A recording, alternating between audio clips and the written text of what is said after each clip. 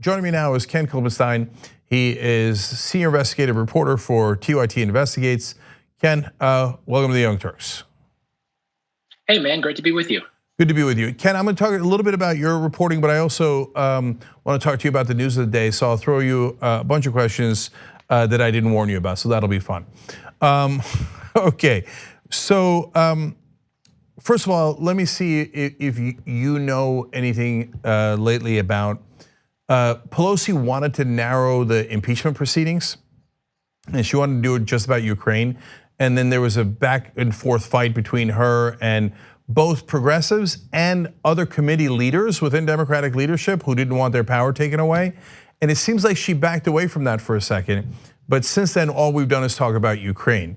Do you have any idea what the latest on that is, on whether they're going to go broad or narrow? Well, I can tell you just generally that's the staffers I talk to, and I talk to quite a range within Congress, are saying that there's enormous tension, and this predates the debate about the nature of the impeachment probe. Enormous tension between sort of Pelosi and not just the progressive wing, but increasingly sort of maybe more centrist liberal groups that are thinking, boy, this is really getting out of control. Maybe we should go in harder on Trump. So without being able to comment specifically on the Ukraine situation, that's the backdrop in which this is taking place. I really think that's sort of the battle that you're seeing, is a lot of formerly maybe people caught in between the two camps, or maybe more towards the center's position, kind of defecting to the progressive side, if only to protect their own reputation among really angry constituents. Well, speaking of which, I mean, there's something weird going on. Why would you not talk about his business dealings? Why would you not talk about a couple of the crimes that we know already? And if you eliminate that from the conversation, it allows Donald Trump to say, see, even the Democrats don't want to pursue that. I must be innocent of that.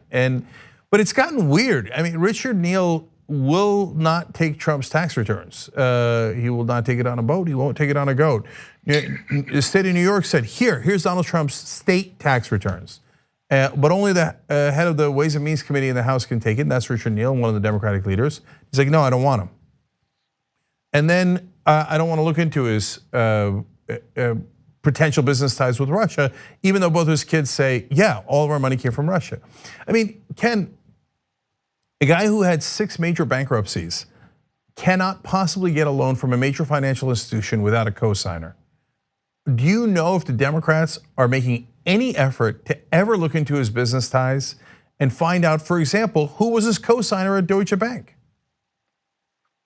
I, of course, can only speculate as to why Pelosi doesn't want to go ahead with this, but I would imagine that she's always been and represented a sort of approach to politics, which is court the big donors, a lot of the same big donors that the Republicans had in the past. And we're going to have, I always hear this phrase used, especially when you talk to staffers more on the center part of the party, where they say we're a big tent party, and they don't. That sounds great, it's like, oh yeah, let's all sorts of religions, creeds, and ethnicities, but they sort of use that as a euphemism for let all different types of income groups and their preferences into the party.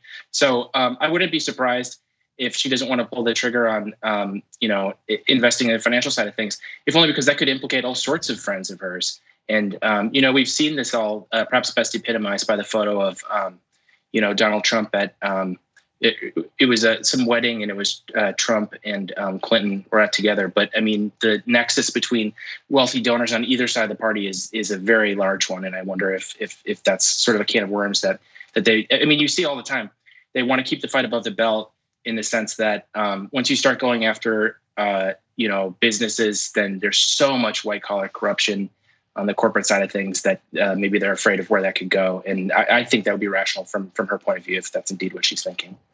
And remember, the reason why Democrats are so verklempt about Donald Trump going after Hunter Biden is because a lot of their family members go all around the world cashing in on their last names. In fact, Pelosi's son went to New Year's Eve at Mar-a-Lago recently. So they're still partying with the Trumps.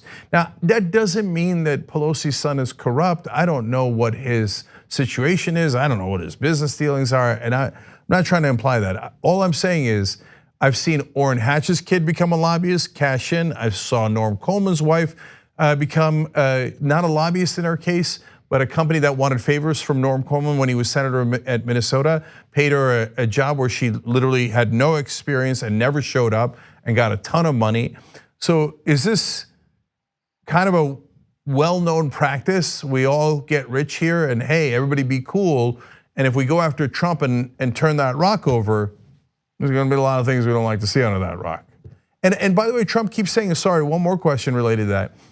Trump keeps threatening them saying, you don't want me to tell people what I know. Does anybody have any idea what that means? Because it's possible that in the Washington rumor mill, they could already be, spreading some of that stuff in Republican circles. Yeah, no, I think that's totally legitimate. I mean, that's the first thing that I thought when I saw how this was playing out. And Trump saying something like that, that's just perfect. Who knows if he's even referring to anything in particular? He could just, he clearly knows how to trigger the fear center in people's minds. Perhaps people of a certain political persuasion more than others, but he's an expert at that. And when he says something like that, he may well know that there are all sorts of people in Capitol Hill that have things they don't want coming out, and maybe everyone's thinking, "Oh gosh, is he talking about me?" When in fact, perhaps he knows nothing. But I think that's a rational, question to ask as to why they're not moving ahead with this. Because as you've said, Cenk, from day one, it's the business side of things that you're really going to find stuff in. And so we either have to conclude that either Pelosi and the Democrats that agree with her are morons, or they have some way they're benefiting by not opening the door to this side of the investigation. Now, I want to go into your reporting a little bit, because today we did a story about how the State Department has a lot of issues, both foreign workers, former workers, I should say, and current workers. Especially the former workers are now getting letters in the mail saying things that emails you sent to Hillary Clinton have now been retroactively classified.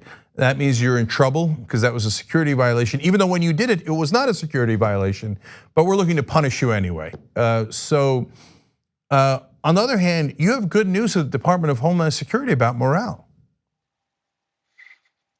So it turns out, according to an internal DHS-wide memo that people received and was sent to me from a source that I have in there, they were celebrating the head of DHS that their morale was up. And so I thought, oh gosh, what is it up to? Maybe they appreciate all the money Trump is sending them. It was up 1%, and they decided to send a message to everyone celebrating how great that was.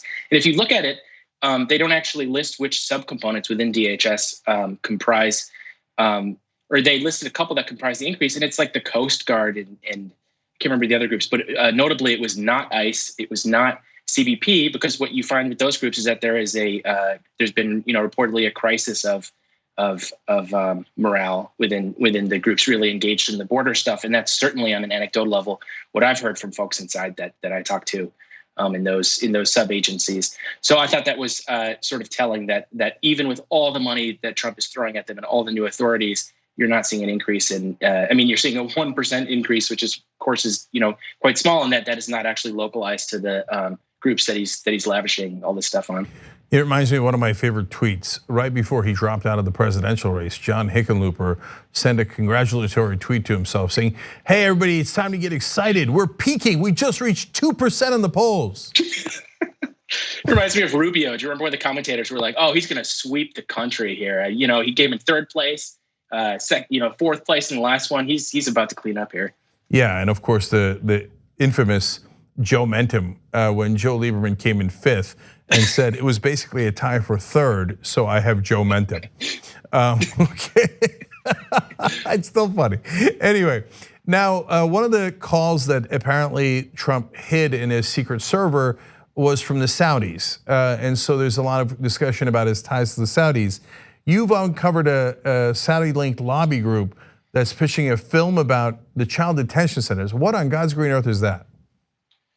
Well, there's this lobby group that was one of the few that didn't sever ties with the Saudis following the report of the really grisly murder of Virginia resident and Washington Post reporter Jamal Khashoggi, who himself was a Saudi national living in the United States. They lured him into the Turkish, I believe it was the consulate, and ended up dismembering, killing and dismembering him.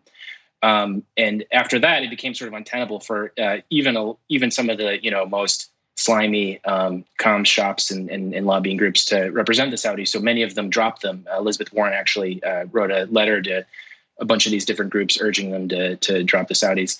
And this company, it's called Corvus, was one of the few that did not. And it was sort of a film script that was leaked to me from someone, not to be vague to try to protect sources, but it was from someone who was concerned with the directions things were heading.